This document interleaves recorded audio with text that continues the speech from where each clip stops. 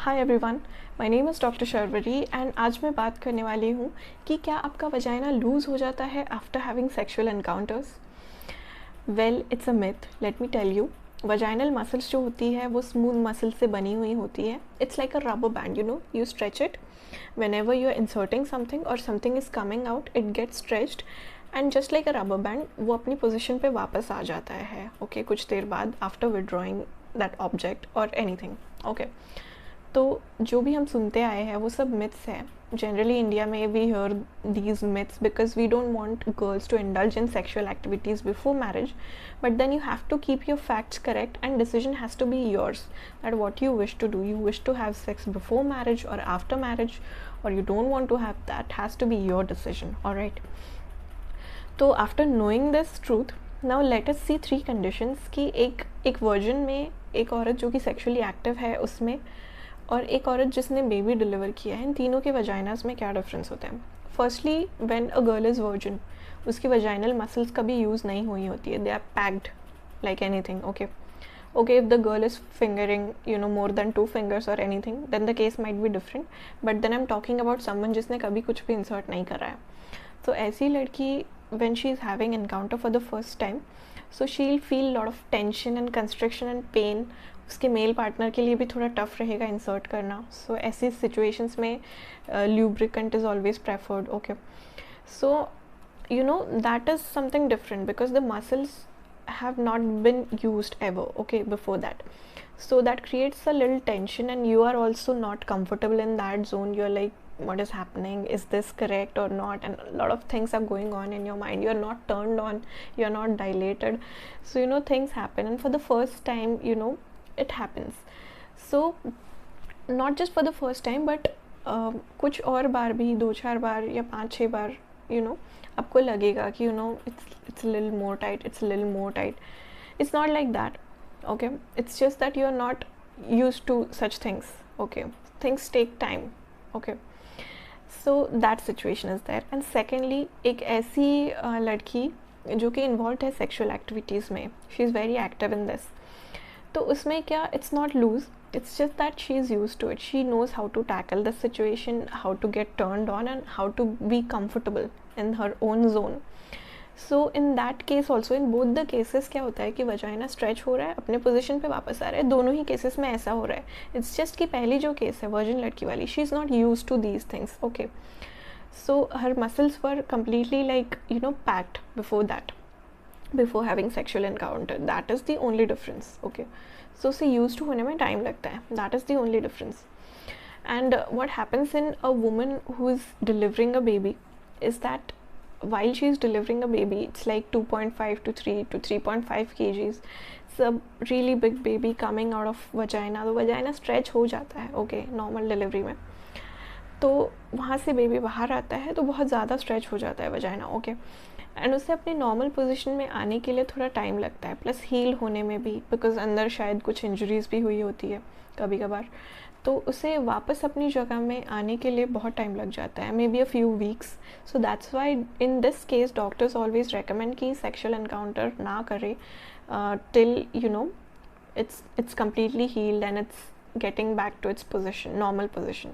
Although there's one thing that I want to tell you, in the woman who has delivered a child, उसकी vaginal position जो है normal आ जाएगी कुछ हफ्तों बाद, लेकिन वो बच्चा होने से पहले की जो पोजीशन थी उससे उतनी ही उनको टाइटनेस वापस नहीं आएगी.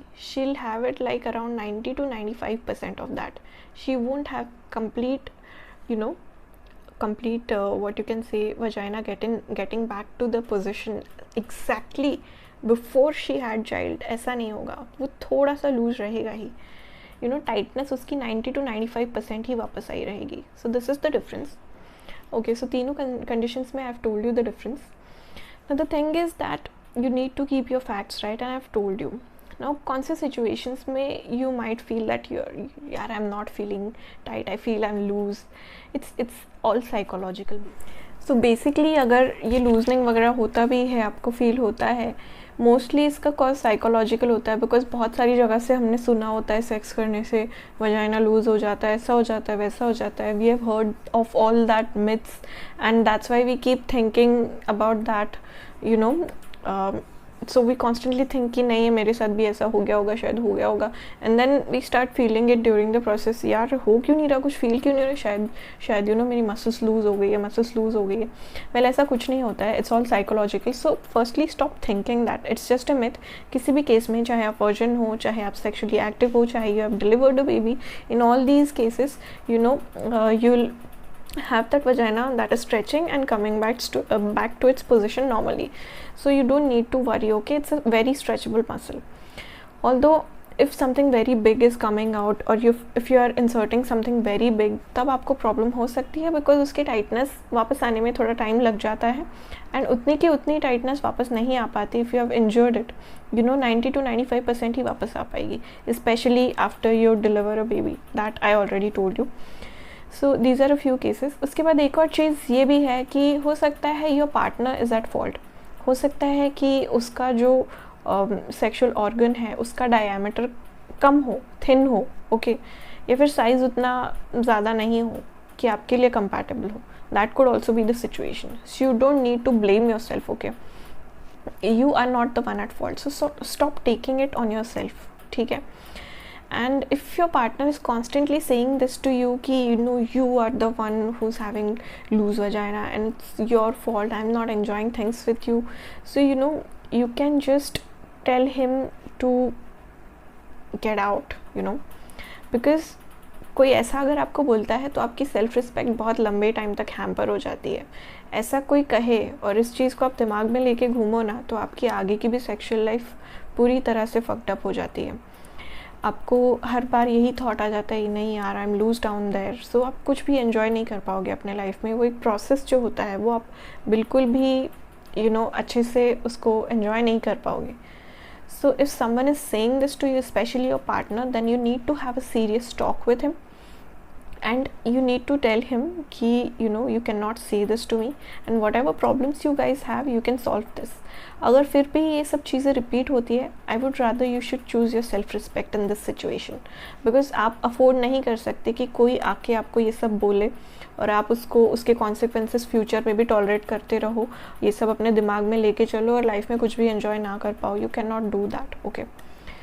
सो ये रही सिचुएशन. और ऐसा भी सिचुएशन आता है कि फ्यूचर में जैसे आपको मेनोपॉज होने लगता है तो आप उतना मतलब जो आपकी वजाइनल मसल्स होती है उनकी अट्रोफी हो जाती है, ठीक है, वो श्रिंक हो जाती है, ड्राई होने लगती है. तो तभी भी आप सेक्सुअल प्रोसेस में उसको इतना एंजॉय नहीं कर पाते उस प्रोसेस को, बिकॉज हार्मोन्स जो होते हैं आपकी बॉडी में वो कम हो जाते हैं काफ़ी हद तक, वजाइनल मसल्स पे एक्ट नहीं कर पाते, ठीक है. तो वजाइना ड्राई हो जाती है, श्रिंक हो जाती है, उसमें भी काफ़ी प्रॉब्लम्स होने लगती है. सो ये एक और एस्पेक्ट है जिसमें मैं डिटेल्ड वीडियो बाद में बनाऊंगी. लेकिन हाँ, अगर आपको आपकी वजाइनल मसल्स हेल्दी रखनी है तो आप कीगल एक्सरसाइजेस ज़रूर कर सकते हैं, जिसके बारे में गूगल पे आपको इन्फॉर्मेशन मिल जाएगी. और मैं भी एक इन्फॉर्मेटिव वीडियो ज़रूर बनाऊंगी कि कीगल एक्सरसाइजेस कैसे परफॉर्म करते हैं.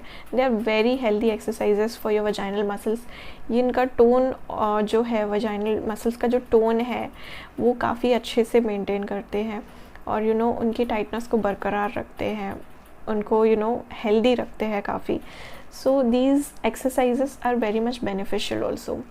सो I hope I have cleared all the doubts कि एक वर्जन में एक लड़की जो सेक्सुअली एक्टिव है उसमें और एक mother who has delivered a child, इन तीनों के वजाइनास में क्या डिफरेंस होता है, एंड वजाइना एक किस टाइप का मसल है, एक रबर बैंड है जो कि वापस आ जाता है. ये सब डाउट्स मैंने आपके क्लियर कर दिए हैं. प्लस ये सब चीज़ें क्यों हो सकती है ये भी मैंने आपको बता दिया. और हाँ, एक और पॉइंट ये भी है, कभी कभी होता है हम ल्यूब्रिकेंट बहुत ज़्यादा एक्सेस यूज़ कर लेते हैं जिसकी वजह से भी stop feeling things down there too much, and हमें ऐसा एक फेक थॉट आता है दैट यार शायद लूज़ हो गया. ऐसा कुछ नहीं होता. So you need to check on this thing also, okay. So I hope I have cleared all the doubts, and if you still have anything related to this, any query, so you can DM me on my Instagram, and see you all soon. Please subscribe to my channel and help me grow, and bye bye.